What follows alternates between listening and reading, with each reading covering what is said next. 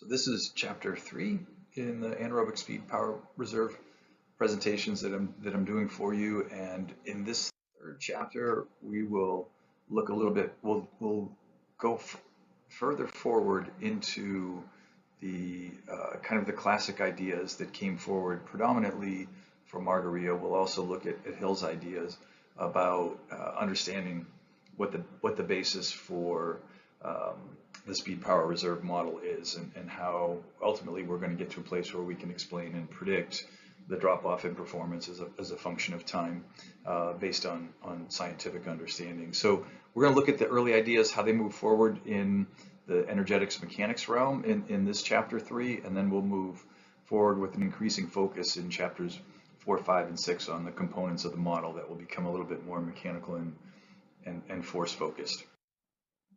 So possible limits, energetics mechanics, we're going to move forward with from the early pioneers to how their ideas evolved into the literature, and in many respects framed an understanding that experimentally has moved forward, but I don't know that the practicing ideas have entirely moved with it, which is part of the reason I'm happy to be here with all of you providing this science. And we'll talk about that as we go through the slides that we have in sequence in this chapter for you.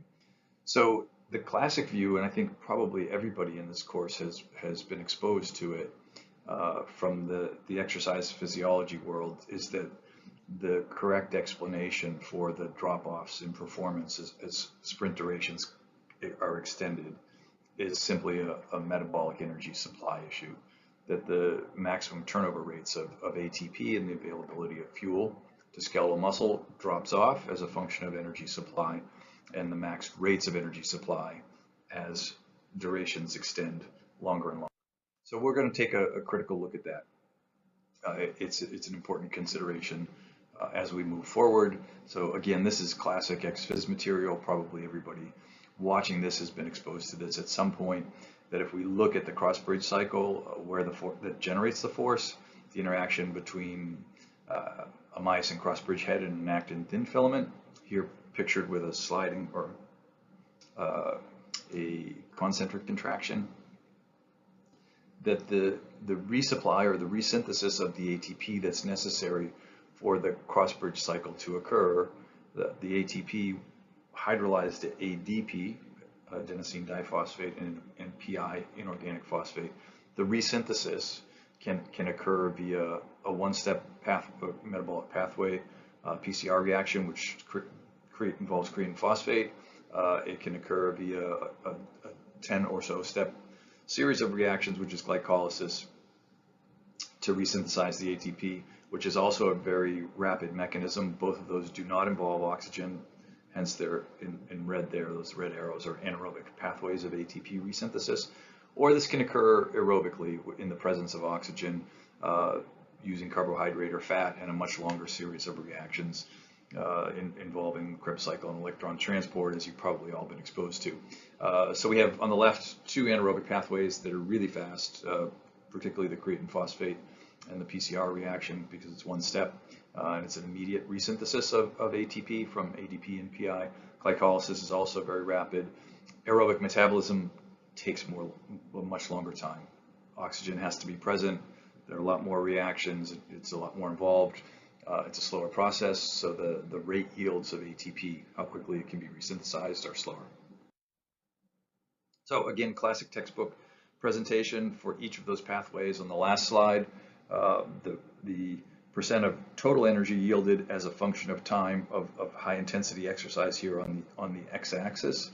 That if it's a matter of a few seconds, the curve here in blue, the percent of the energy is supplied by the creatine phosphate reaction, by creatine phosphate in the PCR reaction, is here shown as 100%.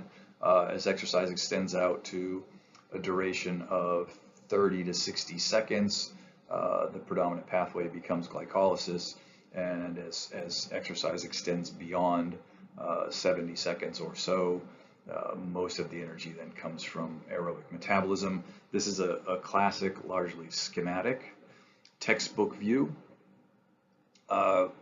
somewhat loosely based. It's not a literal empirical presentation, but this was the conceptualization that largely came forward from Marguerite and colleagues and made its way into textbooks in this form.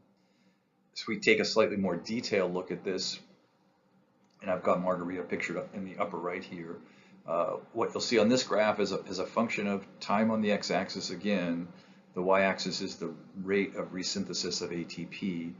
Here is slightly more detail. We've got a pink line at the top that shows the overall rate of ATP resynthesis. Here it's labeled overall performance, that being directly proportional in this conceptualization to ATP total rate of resynthesis to the performance of the body. But what you see is an ATP store going down here in yellow. You also see the energy, the rate of ATP resynthesis being very rapid in purple with the first arrow on the leftmost arrow from the ATP, what's labeled as the ATP PC system, the ATP resynthesized from creatine phosphate. What you see in the kind of pale green curve here, the second red arrow, is the ATP that's resynthesized from anaerobic glycolysis, and then in blue you see the rate of ATP resynthesis, which increases over time from aerobic metabolism. And what's noteworthy is both the different time courses and the higher peak, much higher peak for the creatine phosphate resynthesis of ATP in purple, a moderately high peak in green for glycolysis, and a much lower peak rate from oxidative phosphorylation or aerobic metabolism in blue. So here, this graph is the same as the last one. It simply shows the right-hand arrow with a pointing at the aerobic metabolism line for the aerobic maximum rate of aerobic resynthesis of ATP, and showing that it's substantially lower than the maximum rates from either glycolysis or the creatine phosphate reaction. And when these curves are synthesized into a slightly different kind of schematic, like the one that appears here, and in this presentation, this textbook presentation from Brooks, Fahey, and White, the time on the x-axis is plotted on a logarithmic scale, and the speed of running is plotted on the y-axis, and it conforms to the last two graphs that I showed you in terms of the energy yields from the anaerobic pathways, ATP and creatine phosphate providing most of the energy for runs here, all-out runs of a few seconds out to nearly 20, and then runs of just under 20 seconds out to about 190 seconds being fueled primarily by anaerobic glycolysis resynthesizing the ATP, and then the longer runs being dependent on aerobic metabolism or oxidative sources of energy. So this illustration is meant to show or essentially explain the drop in intensity as a function of the duration of all-out exercise as being a function of the availability of the energy in the ATP to fuel the cross-bridge cycle that allows muscle to generate force in the body to move. So this is a purely metabolic explanation for the drop in intensity, sprinting intensity or exercise intensity that occurs as all-out exercise duration becomes more prolonged. So in this classic view, and this was the dominant view for a long time, the entirety of the performance duration curve can be explained in terms of energy availability and the rates at which the chemical pathways that resynthesize ATP in skeletal muscle, the maximum yields from those energy pathways, and how those yields change over time in accordance with what I just showed you in the last sequence of slides. There are a lot of people that still buy into this view. There are papers that come out that still explain the phenomenon in terms of this view. As you'll see going forward, the basis for it simply is not sound. There's not sound empirical evidence. It works if you think about it largely qualitatively in terms of the classic time courses and powers and energy yields of those different pathways. But in many respects, the classic view of those pathways and their yields and how they integrate over time did not hold up. But there's more important evidence that shows that it's not the correct explanation that you'll see as we go forward.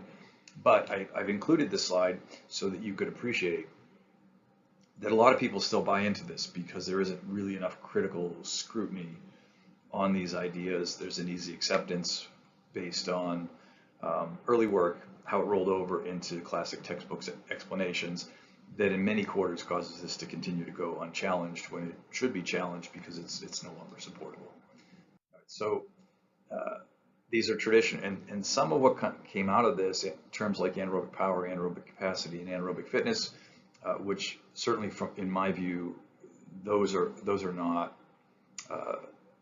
At best, they're scientifically vague terms, and at worst, they shouldn't be used at all. They really don't have, in the sense that they represent entities that we can measure and understand in terms of metabolic function or even bodily function more broadly. They're not measurable, and it's not clear that they exist in the ways that they were originally framed and for what they were originally meant to represent.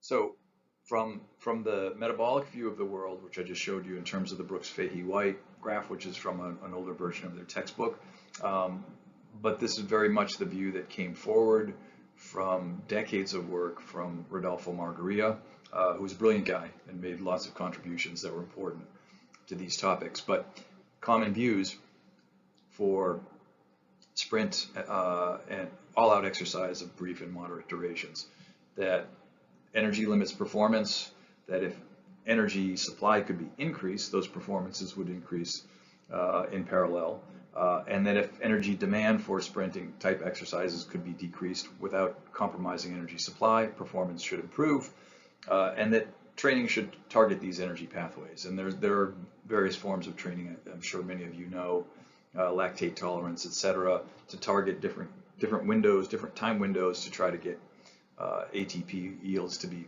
bumped up to improve performance. And it's important to recognize that those are not well-founded views, and we'll go through that as we move forward. All due respect to Rodolfo Margarita, who did some really brilliant things through the course of his career, and it's important to not lose sight. We have a lot more information. We have much larger databases, different databases now than we did then. And in the very early days when Margarita and Hill were taking these topics on, there was not even an understanding that ATP was the chemical fuel that served as a direct source of chemical energy for the cross-bridge cycle and skeletal muscle. So in many respects, these early pioneers were operating very much in the dark compared to the information that we have now. And so Margarita conformed to the views that I just showed you, that were almost entirely metabolic in terms of his understanding of brief and moderate exercise performance of an all-out nature. Hill, as you'll see going forward, had a different view of the matter from his 1925 work forward. I've included Pietro de Prompero here because he did a lot of work in this space that was very much in the tradition of Margarita's conceptualization of it, scientific conceptualization of these issues. So, is it right for sprinting? Is the energy supply view correct for sprinting? Hill's conclusion as far back as 1925, when he first examined these topics. The Royal Society of the UK asked him to use his knowledge, his in-depth knowledge, which exceeded that of anybody else at his time in many respects, based on his pioneering experiments on skeletal muscle. They wanted to understand why these records had these curves of records conform to the relationships they did. So they actually requested that Hill take this on. And in his first crack at it, in his 1925 paper in the Lancet, he said it was obvious that the energy supply limits were not correct for all-out exercise below 50 seconds in duration. So this is directly contrary, obviously, to everything that I showed you on those the classic exercise physiology slides with a time course of ATP resynthesis from the different pathways and an attribution of performance over time, performance capabilities over time for all-out, brief, moderate all-out exercise being a function of the availability of ATP. He'll recognize that 50 seconds or less, that the explanations were almost certainly mechanical and neural. And he was correct, as you'll see as we move forward. 6.0. So I'm transitioning here, and this is another slide from our laboratory at SMU. This is an endurance runner. 6.0. Has a personal best of comfortably under 1 hour, half marathon. So a professional runner, high-level professional runner, 6.0. something time for undoubtedly, which is a setup, measure the rate of oxygen uptake by energy running. In this East African runner, that's me in the background, Dr. Lindsay Ludlow, taking measurements on the athlete. 6.0. Standard measurement techniques that are So if we do this over a series of speeds, that was one speed. If we do those for 5-minute bouts or so on the treadmill at a series of speeds here plotted on the x-axis, and we measure a rate of oxygen uptake on the y, we get a linear increase. Whether it's an elite endurance athlete like the one you just saw, an average Joe, or for all of our experiments at the Concord Field Station with the different species, whether it's dogs, squirrels, chipmunks, coyotes, any quadrupedal runner, there's a linear increase in the rate of O2 uptake that's measurable as a function of the running speed if we take those measurements under steady state conditions. So based on the chemical reactions that we know take place in the body, we can go directly from the rate at which oxygen is being taken up, measured at the mouth, and utilized in the body, and those are the same under steady state conditions. We can go directly from that to a rate of energy utilization because they're so tightly linked and we know what those chemical reactions are. So, but we also know that when we go over a certain running speed, that oxygen uptake no longer increases, classically, also from A.V. Hill's experiments, where the intensity at which one can reach an intensity at which oxygen uptake no longer increases, but you can continue to increase the exercise intensity. So obviously there's an input of energy that occurs from anaerobic sources as running speed increases beyond that minimum speed that elicits the maximum rate of oxygen uptake or aerobic metabolism. Now, we don't know that it goes up in a perfectly linear fashion. It probably is a reasonable representation of it, but we do know that there is an additional requirement energy, and that there's a fuel source that allows the body to run faster than that minimum speed at which the maximum rate of oxygen uptake occurs. Roughly speaking, if we do a max sprint speed versus a speed at VO2 max, the maximum sprint speed, depending on the athlete, is somewhere between 1.5 and 2 times greater than the maximum aerobic speed, otherwise defined as the minimum speed that elicits the maximum rate of oxygen uptake.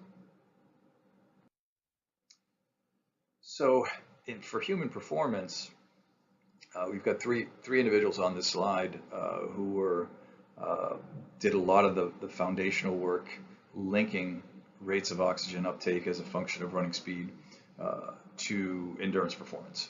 So Bengt Saltine, who's no longer with us, Jack Daniels, and Dave Kostel, and Dave was probably the one that put the most building blocks in place in terms of the ability to put all of the different pieces together from energy uptake to running speed to and endurance performance. But all of these individuals did a great deal to contribute to contemporary understanding.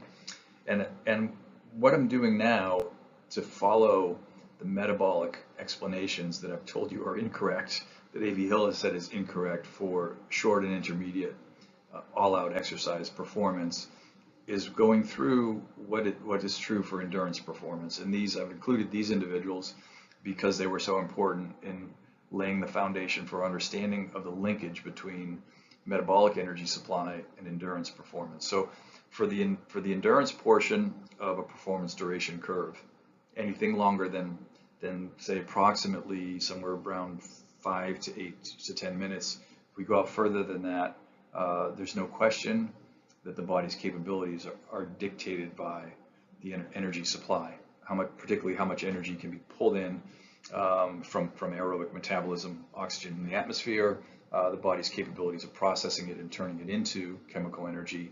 And these individuals are really the ones that put that understanding in place. So we have a velocity at VO2 max, which is what I've showed you is the flattening out point in the O2 uptake curve versus running speed a couple of slides ago. And then above that, we know there are anaerobic contributions to metabolism that allow people to run faster. And Jack Daniels in particular was coined the term velocity at VO2 max for this running speed at which that elicits the maximum rate of oxygen uptake. So, and Jack also, as well as Dave Costel, if we flip this around and we put duration, we go back to having the duration of exercise on the x-axis and all-out running speed on the y-axis for endurance performance, right?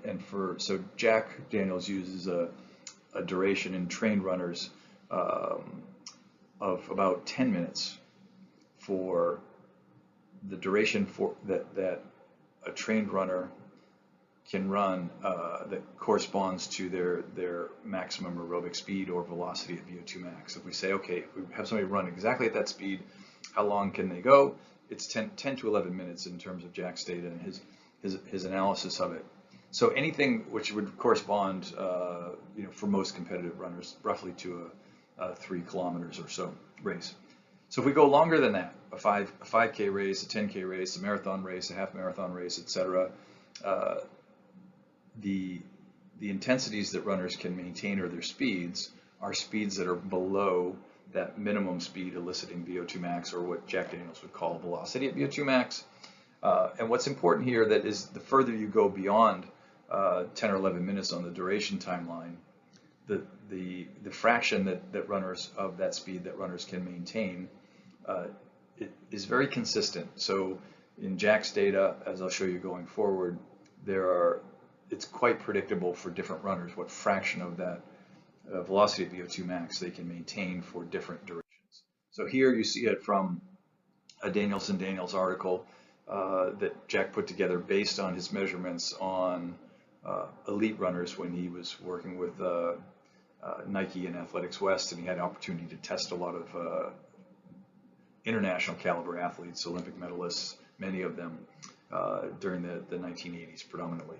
But what you see here is these are how Jack breaks down the different standard racing distances and the fraction of the velocity at VO2 max that elite athletes would execute or run those events. So as I said, for 3,000 meters, it's 100% of the velocity at VO2 max. For 5,000 meters, Jack gives a number of 95%. For 10,000 meters, it's 92%, and for the marathon, it's between 84 and 85%. And it's really these numbers. They're incredibly tight. You could argue that they're not dead on a single percentage point, or in the case of the marathon, a tenth of a percentage point, as I've shown you. But they're darn close, and so these come right out of the Med Science Sports and Exercise article that you see with Jack and Nancy Daniels. And what it says is that this is really very strong evidence that there's direct linkage between the availability of metabolic energy and the speeds, and therefore the performances that these runners are capable of at these distances. So that alone tells you that energy supply and demand, just the simple metrics I just took you through, provide a tight explanation for the intensities of exercise, for at least for running, that can be maintained for anything beyond 10 or 11 minutes. And of course, there's a lot more evidence than that, and many of you are probably aware of it from a lot of Costel's classic studies and work that Bengt Saltine did also. There's no question. There's no reason to think anything else if you're at all educated scientifically on endurance exercise, that it's very tightly linked to aerobic energy supply and the energy cost of maintaining a given exercise intensity. So we know that, and part of the reason that we know that so well is that we can accurately measure whole body oxygen uptake, and under steady state conditions that tells us in very clear terms that we can quantify what the rate of energy utilization of the body is. Similarly, it tells us if it's at a given running speed, what the body's energy demand is at that running speed. So both the maximum availability of energy from aerobic metabolism as measured by oxygen uptake and the oxygen requirement or energy requirement of running at a given speed or cycling at a given power output, those are quantifiable entities. We can quantify them extremely well under steady state conditions or near steady state conditions in some case. And so we know those things, they're established.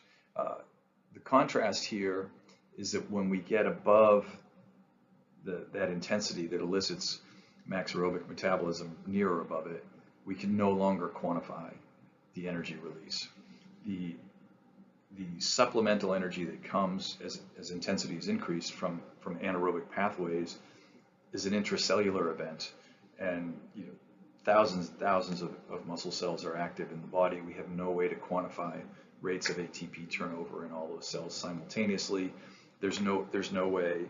We can guess, we can estimate at a whole body level, but it's nothing more than that. So below VO2 max, this way, we can quantify energy demand and energy supply. Above VO2 max, we cannot. It's just a big black hole. So if we come back to that high intensity portion of the curve, when we get to exercise durations that are all out in a few minutes or a few seconds, anywhere in between, the idea that energy is limiting performance, we have no way to evaluate that. So there's really no evidence direct evidence to show that that's true. And therefore, the idea that if you increase energy supply, performance will improve, particularly at the brief end of the sprinting scale, there's no evidence that that's true. There's a lot of evidence that it's not. And that if we can somehow magically increase, improve running economy for sprint athletes, that will improve their performance. And the training for brief and moderate all-out exercise performance should target energy pathways like glycolysis and creatine phosphate, etc. None of these ideas are supportable in terms of contemporary databases and understanding. So if we back up to the anaerobic power, anaerobic capacity, and anaerobic fitness terms that have come forward, not necessarily straight from Margarita, but from his framing of these issues, they're really not sound scientific terms. They don't have a lot of meaning because, for example, in terms of anaerobic power is defined as, here would be defined as energy per unit time. We have no way to measure that energy. So we can quantify aerobic power because there's a measurable upper limit, but for anaerobic power, there's no way to measure it. So we don't know what it is. We don't know if it's the same for this form of exercise or that form of exercise. We have no way to measure pre and post to know if it's changed. It's not a measurable entity. And if you think about it mechanistically, different forms of exercise are going to activate different muscles, different fractions of the body's musculature. Since the release of energy, anaerobic energy itself is intracellular, the recruitment issues alone, how much muscle is active, what is the rate at which each active fiber, each active muscle is using ATP. We have no way to quantify those things. So it's not clear that there's really any validity to the concept at all. And in its original introduction, it was meant to be something of an analog to maximum aerobic power, but it's important to recognize that it doesn't exist as a scientific entity per its original formulation, nor does the concept of a capacity of anaerobic energy that's there to be pulled, and there's a discrete capacity for it, and it doesn't change whether you use it quickly or whether you use it slowly. That idea may be closer to reality, but it's still not quantifiable and cannot be evaluated, and is probably incorrect. And therefore, the term anaerobic fitness is also a term that just has very little meaning. So we should add on a little bit to our considerations of metabolic energy supply models for exercise performance, because one of the most popular, arguably the most popular now, is the critical speed and power model. And for endurance exercise, the model has been successful. Experimentally, it's been successful in identifying the body's maximum steady state, and that it occurs somewhere between a classic lactate threshold and VO2 max. In other words, The intensities very close to VO2 max are not actually steady state exercise intensities. The body's in a non-steady state at those points. So experimental work done by the investigators that have put in place the critical speed and power models have been very good in those respects. But if we try to apply those models to brief and intermediate all-out exercise, anywhere from a few seconds to 5, 6, 7 minutes, the model breaks down because for a couple of reasons. One, it's a metabolic model, and we've talked about the limitations of those metabolic models. When you're at intensities above the aerobic maximum, we can't measure, nor do we know. We don't know the energy demand, and we can't measure the energy expenditure, number one. Number two, we also know that the non-steady state dynamics, and we'll look at this going forward, in the very high intensity exercises that are sprint and intermediate durations, the body's in a non-steady state, and the rate at which things deviate from a non-steady state condition in that intensity range is very rapid, much more so than between critical power and VO2 max. So the fundamental tenets of the critical power, critical speed models, that there's a fixed amount of energy, work, and power that's available to the body for these for all-out efforts of varying durations, particularly in the high energy zone. We can't evaluate that, whether or not that's true or not. There's no way to do so if we can't measure either the energy demand or the energy expenditure, number one. And number two, it's a non-steady state condition, and the assumptions of this model they're formulated under steady state conditions, and those steady state conditions don't exist. The last thing I'll note before we move forward, because this is a popular model, and it's important to understand what it does do, what it doesn't do, what its limitations are, and why it does not and cannot, it does not apply to sprinting and cannot explain it. If you look at the model here, in one of the illustrations that's often used for the critical speed power models, if you've got time on the x-axis, power or velocity on the y, and what it shows is there's a fixed amount that the area in these different rectangles is the same, whether the intensity is slightly above critical power, and that's close to the VO2 max, a little bit below it. Further above, as you go the dots, as you move leftward on the black closed points on this plot, a little bit above, slightly further above, further than that, and then the very briefest one at the highest closed circle here, or data point. What you'll notice is, because the model assumes that there's a fixed amount of energy, work, or a distance that you can run, the relationship as you get close to zero, as you move to the left and get close to zero on the y-axis, becomes asymptotic. It basically goes up to infinity based on the tenets of the model, and of course we don't have infinite speed, infinite power, infinite work, etc. So quantitatively it breaks down there also as a point of reference. So so it's important to understand that there are assumptions involved in this model that allow us to know that it cannot explain the sprint and intermediate duration exercise phenomenon. All right, so as we'll shift now from metabolics to the mechanical, neural, and what you'll see is fatigue explanations going forward. But an important question is, why a view that explains exercise, sprint and intermediate exercise performance in terms of metabolics has persisted for so long? And the reason that I went through the classic work from Jack Daniels and Dave Kostel and Bengt Saltine and their contributions that allow us to predict very accurately endurance exercise performance in terms of an energy cost of exercise, a maximum aerobic power, and a fractional use that's available for those different durations that I showed you from Jack Daniels' work, whether it's 5K, 10K, or marathon. Those scientific explanations are so sound and work so well, they were logically extended based on what wasn't known in part, and in part on what was, but not quantified, in the sprint intensity zone. There was it was assumed, and somewhat similar to what we just talked about for the critical speed, critical power models, it was assumed that the same relationships held for sprinting exercise, and there was no way to, well, it was difficult to directly debunk the metabolic power explanations for sprinting exercise because we can't measure what the metabolic power is, so it requires coming at it in a different way.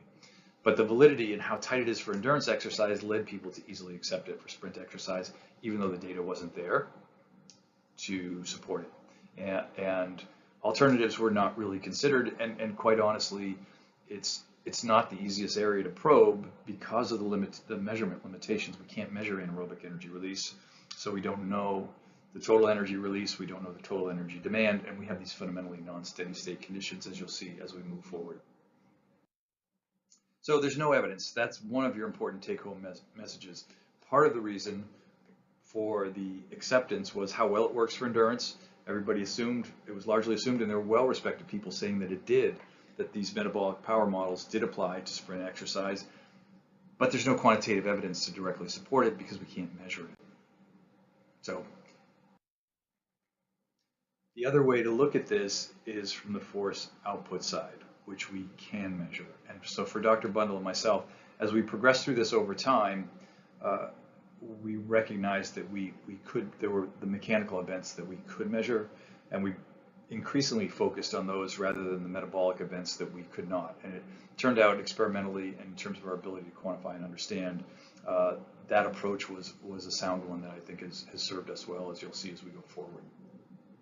So I'll have one last note before we move on to considerations of force output rather than energy input. And this is just to wrap up the earlier points about critical power, which experimentally, that model nicely established the body's maximal steady state that occurs slightly below VO2 max at an intensity identified as a critical power or velocity intensity. But that it's not applicable to the sprint exercise domain, and for the reasons that I noted, right there, that the metabolic explanations simply are incapable of explaining performance quantitatively and scientifically, as noted in my earlier treatment of it. But in some respects, this is another good example of the carryover thinking of, hey, it works for endurance, everything's tight and quantifiable, that probably is the right way to go for sprinting. And it's easy, I think for a long time that was kind of an intuitive guidance that seemed to be the right path to follow.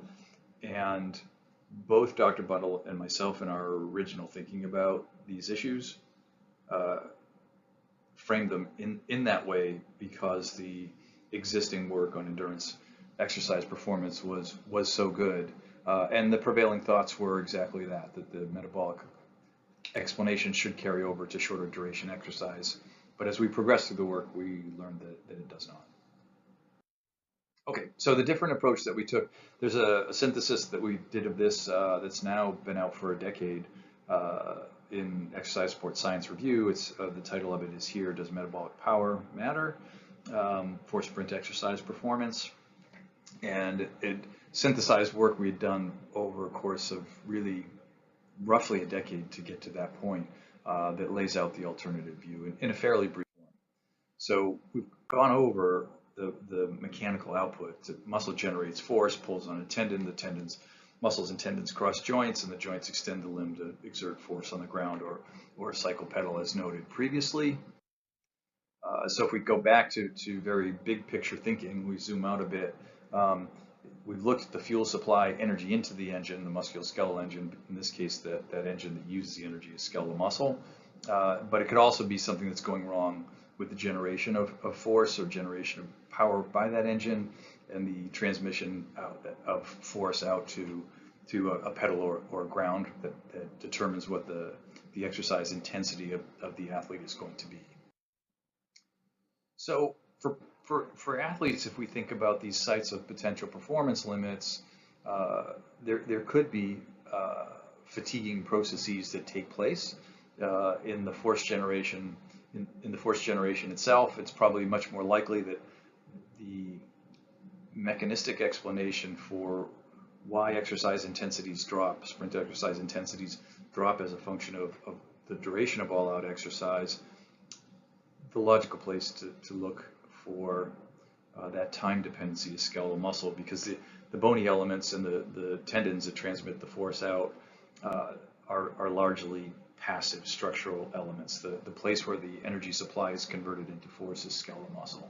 So the logical place to function is on the link between the energy supply and the mechanical event, which is the generation of force. So, and we can measure the force output, and it's a reasonably, during exercise, whether it's force output on a cycle pedal or force output on the ground.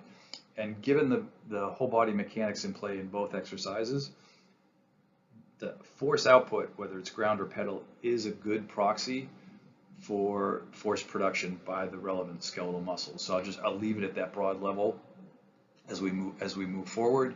But another way to conceptualize exercise intensities here, running speed is plotted on the X, and the ground force on the ground, the stance average force applied to the ground with each step, is plotted on the Y, and this is generally well described as a linear relationship.